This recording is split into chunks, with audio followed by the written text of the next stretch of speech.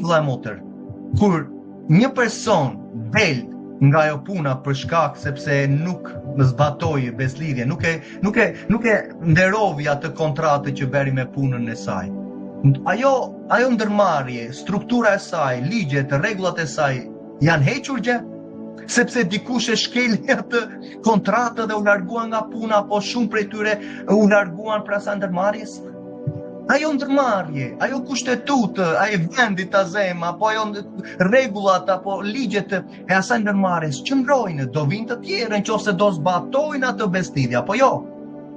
Sepse njeri në Shqipëri nuk do të zbatojë kushtetutën tonë, apo ti që je në vendin tënd ku jeton, nuk do të zbatosh ligjet e vendit. Mos ndoshta kushtetuta është hequr? Ka pasoja për atë person që nuk e zbaton, ka mënyra dhe ati ka mënyrat e vet që vazhdon të punoj me ty dhe me mua çdo ditë.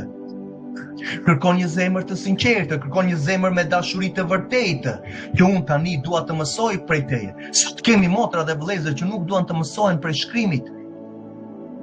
Ti afrohesh dhe i thua dhe vazhdon t'i the me gjithë përuljen dashurinë dhe ai që më nje kush jam e di. Prej vitesh, motër, vëlla, këto gjëra nuk janë të mira. Jo. Masandaj krijojmë ato tonat, krijojmë lutjet tona, grupet. Lutu motër e vëlla, krijoj grupet. Por të duhet një dikush që të mësoj shkrimin, shkrimi që është ligji që po fliste që ne do ta praktikojmë dhe ta zbatojmë dhe të ngulmojmë dhe t'ja mësojmë, t'i kushtojmë vëmendje. E para Timoteut 4:13. Apostulli Shaul po i thoshte Pali, po i thoshte Timoteos, që ka emrin e tij të vërtetë, ishte grek, gjysmë e gjysmë, baba ishte grek, nëna ishte jude, që kishte mësuar atë shkrimin që ai dinte që nga fëmijëria.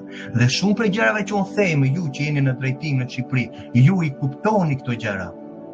Por është zemra që nuk do të dali nga pozicionet. E zemra që është ngurtësuar aq shumë sa që unë po të zbatoj urdhrimet festat të atit, po ta nderoj gjakun e beslidhjes, të tërë do ikin nga mua. Leti ikin, siç kanë ikur shumë prej meje. Ata që kanë një zemër të vërtetë do zbatojnë urdhrimet të atit, do kenë mirësinë e tij. Do marrësh jetën e përjetshme.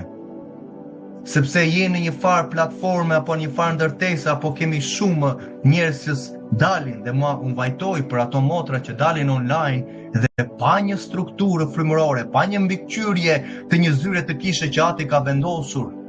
Dhe dalim, flasim, masandaj çdo gjë tjetër përciptazi.